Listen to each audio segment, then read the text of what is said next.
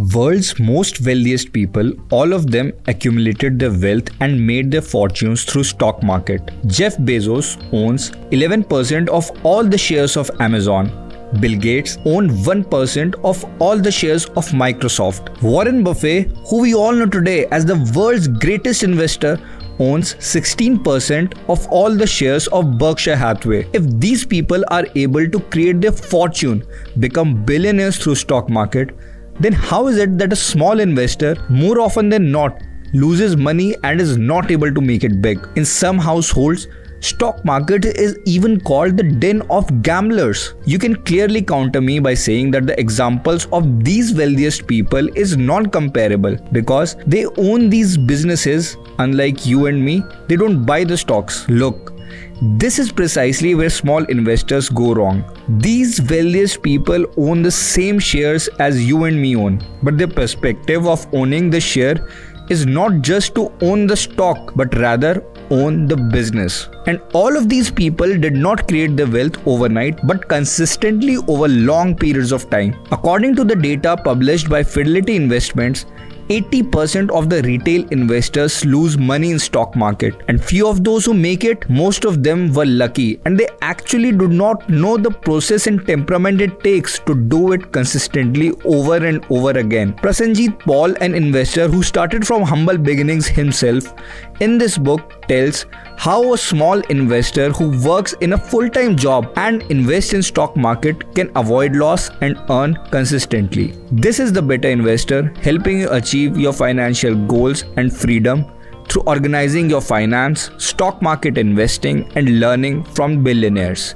And these are top 5 lessons from the book, How to Avoid Loss and Earn Consistently in Stock Market by Prasenjit Paul. Lesson number 1. The trap of trading. The very first thing that attracts retailers is trading.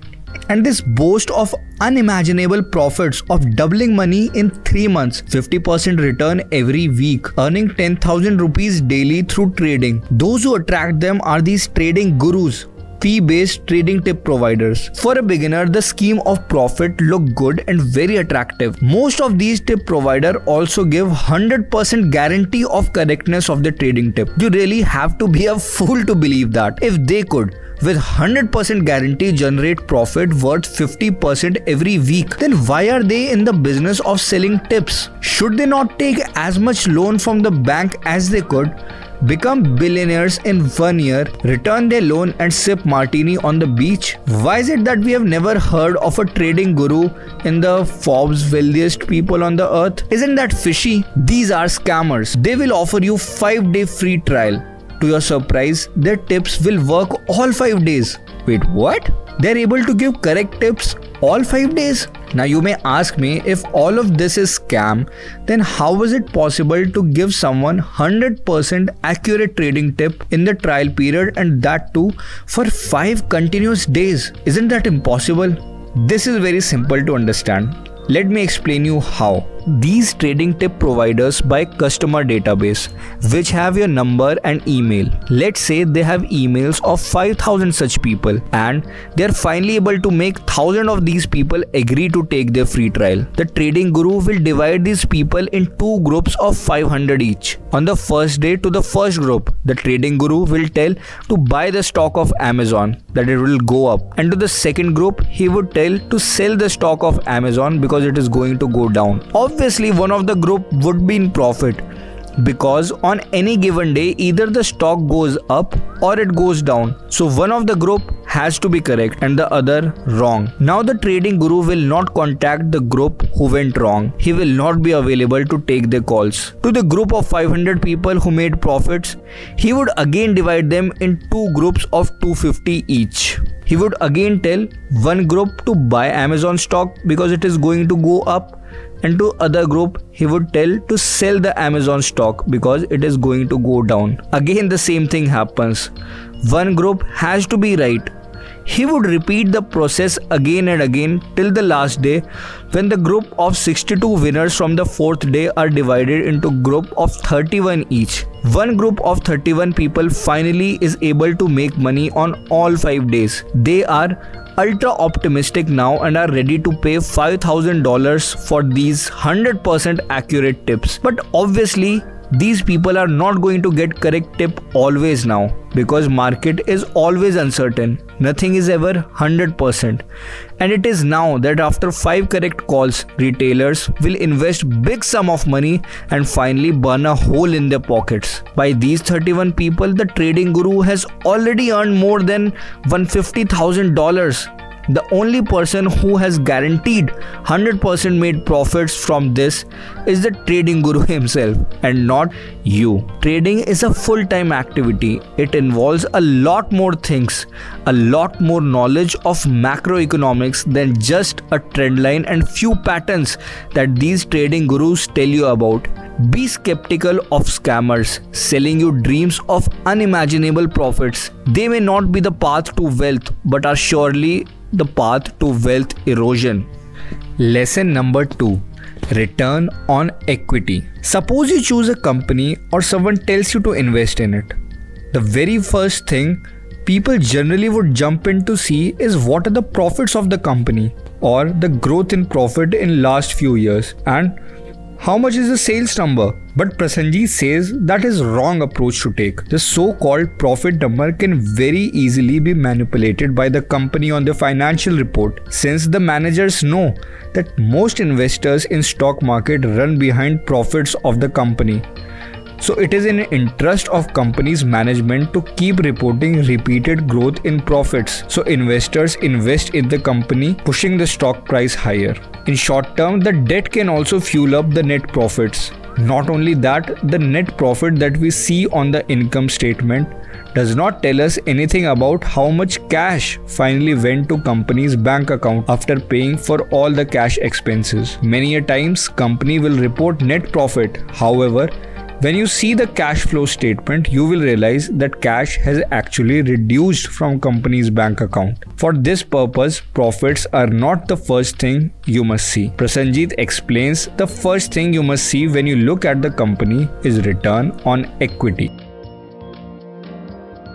Equity means the shareholders' investment in the company. So return on equity is nothing but return on shareholders' investment. Let us compare two ice cream parlor companies. One, the Italian ice cream company, and the other, the Belgian ice cream company. Italian ice cream company has 5 stores in your city, while the Belgian ice cream company has 20. Italian ice cream company makes $30 profit from $100 investment, and the Belgian ice cream company makes $200 profit on $1,000 investment. Then the return on investment of Italian ice cream company is 30%, and that of Belgian ice cream company is 20%. Italian ice cream company is more efficient. If Italian ice cream company invests $1,000 like Belgian ice cream company, then they can make $300 profit. The net profit of Belgian ice cream company is big, but Italian ice cream company is more efficient. So return on equity tells us about the efficiency of the business, and this can be found out about any company online on Google. The higher the return on equity of the company, the more efficient it is. As an investor, you would invest your money in an efficient business rather than the big business which is inefficient. Though no single ratio should be seen in isolation, but as a rule of thumb, considering all other parameters equal for comparison, a company with return on equity less than 10 is poor, between 10 to 15 is average, more than 15 is good, and more than 20 is exceptional. Lesson number 3. The competitive advantage. Investment decisions should not only be based on numbers. Don't assume that an extremely profitable company will maintain its profitability in future too. High growth in any business attracts competitors. For example, in India, telecom service was a very high growth business. Apart from state-owned BSNL and MTNL, there were hardly any competitors. They were minting huge profits. This attracted attention of many other private players. You would be surprised to know that by 2012, there were more than 30 telecom providers in India. Aircel, Arcom, Airtel, Vodafone, Uninor, Dutch to name a few. Now, after almost 10 years, most of them have gone bankrupt and do not exist. The most profitable business of MTNL and BSNL today are struggling to even pay their employees. From more than 30, there are just 4 telecom players left. World's greatest investor Warren Buffett said, "In business, I look for economic castles protected by unbreachable moats." Moats were big dugouts built around a castle so that any enemy could not enter the castle. Now let's have a look how companies create economic moat. The most common way is to offer better product or service than its competitors. Customers don't hesitate to pay a little more for a better product. Differentiating factors may be technology, durability, appearance, and over a long period of time, the brand. Apple is the simplest example of it. Apple is able to sell a phone for much premium than its other competitors, even with same specifications. There are many chocolate brands, but Cadbury is the outright winner because of its economic moat. Every year it reduces the volume of the chocolate. If you were paying 10 rupees for 200 gram chocolate, then next year they would reduce the size of the packaging and you would be able to get just 160 grams for 10 rupees. And even after all this, their sales just keep on going up, because customers are fan of their taste and the brand. One of the other factors for this can also be high switching cost. Suppose you buy a car.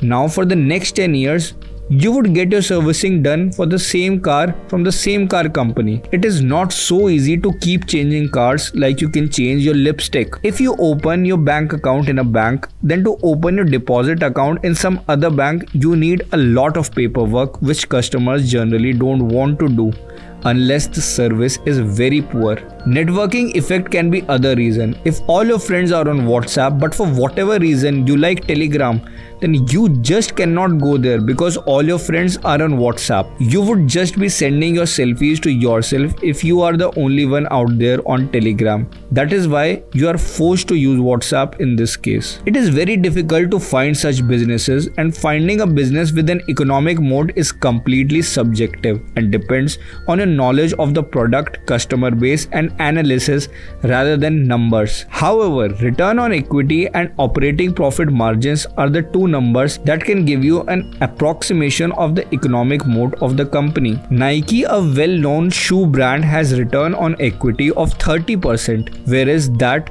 of Red Tape is 10%. This can clearly tell you the difference and where the economic moat is. To pull out one more example, return on equity of Apple is 73% and its operating profit margins are 30%, whereas that of Samsung is 12% and operating profit margin of 14%.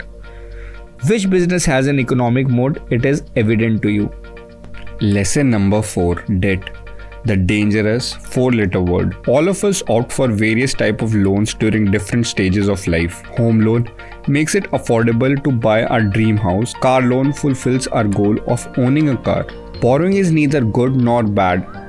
It depends on the financial profile of the borrower. Similarly, debt, the 4-letter word, is essential for business for their expansion and operational requirements. Debt for business can help boost profits. However, excessive debt coupled with bad management at bad times can lead to bankruptcy. As a small investor, a simple ratio called debt to equity ratio can tell you from far whether the company's debt is low or high. Debt to equity ratio is the ratio of all the borrowings of the company and shareholders' investment. If debt to equity ratio of any company is more than 1 and increasing, it should definitely ring an alarm bell. Just like return on equity, debt to equity ratio is also available on Google and must be seen for past few years to see what the trend is. A debt to equity ratio of less than 1 or decreasing is a positive sign. Just for an anomaly, all the lending businesses such as banks and non-banking finance companies have debt to equity ratio much more than 1, because the business is based on borrowing money at lower interest rate and then lending that money at higher interest rate. Lesson number 5. Stocks to avoid. Charlie Munger, the right-hand man of Warren Buffett, who is currently 97 years old and known for his words of wisdom, said, "All I want to know is where I'm going to die, so that I don't go there." Thus, it is prudent to know in stock market the stocks that you must avoid at all costs. These are high debt companies. The easiest way to find them is by looking at the debt to equity ratio mentioned above. During good times, the bad managers of the company become over optimistic and fund the growth with huge debt. When the cycle turns, the debt becomes unmanageable. The business along the stock price then suffer. Second, low promoter holding. A company in which the owners of the company do not have a majority stake, which is called skin in the game, you must avoid it. If the company has low promoter holding, that does not mean it will do bad. But in the company where promoter hold big stake, that means that the wealth of the owner is directly dependent on the functioning of a business. Like a small investor, the owner of the company cannot enter or exit into the stock of the business with a click of a mouse. There are legal filings which happen if owner wants to sell or buy their stake. Shareholding pattern of all the companies are updated quarterly, and increasing promoter holding is a good sign, and consistently decrease in promoter holding should make you alert. Stay away from small companies where promoter holding is less than 20%. Third, high promoter pledging. The owners of the company can keep their stake in the company as collateral and avail loans from the bank. This activity is called pledging of shares. Sometimes this loan can be for operation of business. However, sometimes the loan can be for personal reasons as well. Pledging is generally the last resort for promoters to avail the loan. If the promoters are not able to meet the obligations of loan in time, then banks have the right to acquire shares of the promoters and sell it in stock market to convert it into cash. The excessive selling of stocks can further hit the stock price. Prasanjit says that as a conservative small investor, it is better to avoid these stocks completely. Fourth, stock touching new lows. Unless and until you are confident about prospects of the business, avoid stocks which are touching new lows year after year. This can be a red signal. This will soon be indicated by bad fundamental ratios and bad numbers of the company. If you have in-depth knowledge about the business of the company and are sure that everything is good, then these can be opportunities of outsized returns. But more often than not, most of the stocks like these are graveyards for investors who are lured by the word outsized returns. Fifth, too much popular stock. When the stock becomes too popular and